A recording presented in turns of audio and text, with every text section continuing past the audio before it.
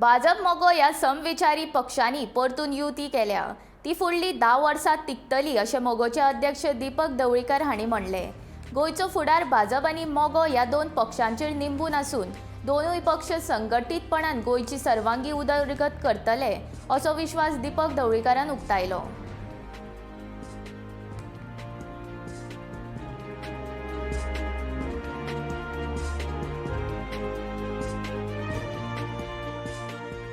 I will work all over Goa. Don't you forget as a BJP, MJP, I will work, MG will work all over Goa. Of course, it is BJP, MJP. It is not Govind and Deepak. It is BJP and MJP. You just remind. Just hear it.